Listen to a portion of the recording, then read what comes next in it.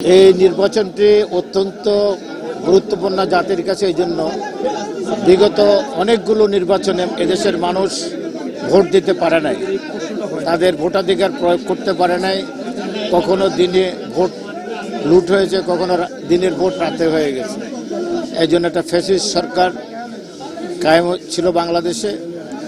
দীর্ঘ আকাঙ্ক্ষিত এই 12ই ফেব্রুয়ারি ভোট এদেশে গণতন্ত্র উত্তরণের জন্য এটা সবচেয়ে আমাদের কাছে একটা ঐতিহাসিক ক্ষণ।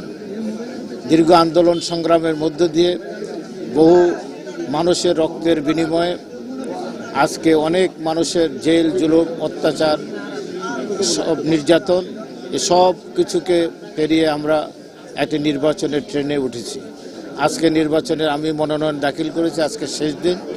আমরা মনে করি 12ই ফেব্রুয়ারি একটি অবাধ সুষ্ঠু নিরপেক্ষ নির্বাচন হবে এবং বাংলাদেশ একটি গণতন্ত্রের সরকার বাংলাদেশ পাবে এবং বাংলাদেশ গণতন্ত্রের যাত্রায় দিকে অগ্রসর হবে।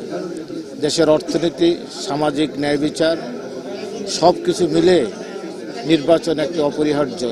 দেশের স্বাধীনতার সার্বভৌমত্ব সহ সকল বিষয়ে নির্বাচিত সরকার ছাড়া দেশের কোনো উন্নয়ন হয় না, জবাবদিহিতা থাকে না।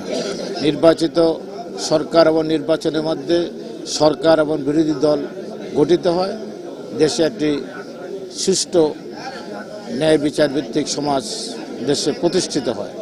সেই লক্ষ্যে আমরা আশা করি 12ই ফেব্রুয়ারির এদেশের মানুষ স্বতঃস্ফূর্তভাবে ভোট দিবে এবং সেই ভোটে একটি তাদের কাঙ্ক্ষিত সরকার গঠন করতে পারবে ইনশাল্লাহ। এই আসনে অনেকবার আমাকে ভোট দিয়ে এই এলাকার জনগণ, বেগমগঞ্জের মানুষ নির্বাচিত করেছে। আগামী 12ই ফেব্রুয়ারি নির্বাচনে আমি ওনাদের কাছে উদাত্ত আহ্বান জানাবো, দেশের বৃহত্তর স্বার্থে তারা ধানের শীষে ভোট দিয়ে এই এলাকা আমাকে আবারও তাদের খেদমত করার সুযোগ করে দেবেন। অনেক প্রতিকূল অবস্থার মধ্যে 2008-এ তারা আমাকে নির্বাচিত করেছিলেন এই এলাকার জন্য আমি চিরকৃতজ্ঞ। আমি আশা করি 12ই ফেব্রুয়ারির নির্বাচনেও তারা ধানের শীষ প্রতীককে ভোট দিয়ে বেগম খালেদা জিয়া, তারেক রহমানের অগ্রযাত্রাকে রক্ষা করবেন এবং দেশ সেবার জন্য ওনাদেরকে সুযোগ করে দেবেন।